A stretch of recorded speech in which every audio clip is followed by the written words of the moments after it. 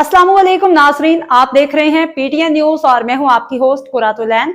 शामिल करते हैं आज की अहम खबरें। इसराइल का गजा पे कब्जे का मंसूबा मंजूर, हमास का शदीद रद्द-ए-अमल।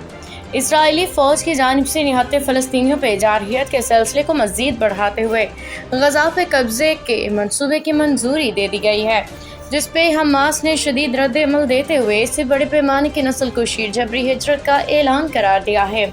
गजा में इसराइली फ़ौज की जानिब से निहत्ते फ़लस्तीनियों की नस्ल कुशी का सिलसिला ताहाल जारी है। गैर मुल्की मीडिया के मुताबिक इसराइली आर्मी चीफ अयाल ज़ामिर की जानिब से गजा पे कब्जे के मंसूबे की मंजूरी भी दे दी गई है।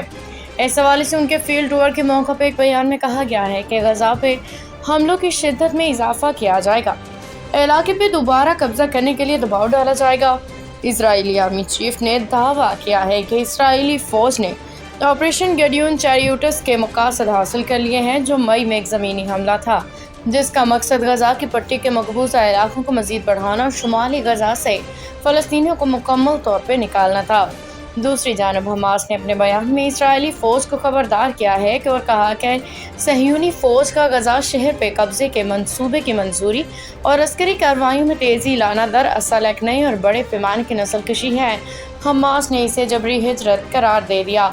बयान में कहा गया है कि ये ऐलान सहयूनी अनाद आलमी कवानीन की बेहुरमती और अमरीकी पुश्त पनाही के साए में होने वाले 22 माह से जारी जंगे नस्ल कशी का तसलसल है। हमास ने कहा कि गजा की तबाही मगरबी किनारे में रोज़ाना की अलगार और मुसल्लह बस्तियों की दहशत गर्दी एक ही मनसूबे का हिस्सा है, जिसका मकसद फ़लस्तीनियों को उनकी ज़मीन से बेदखल करना है और मुक़द्दसात को यहूदियाना है। और नेतन्याहू और इसकी हुकूमत अपने असल अज़ाइम खोल के ज़ाहिर कर रही है कि वह नाम निहाद ग्रेटर इसराइल का मनसूबा उर्दन, मिस्र, शाम, लबनान हत्ता के इराक तक फैलाना। न्यूज स्टूडियो से फिलवक्त के लिए इतना ही। मज़ीद खबरों और अपडेट से बाखबर रहने के लिए देखते रहें पीटीएन न्यूज।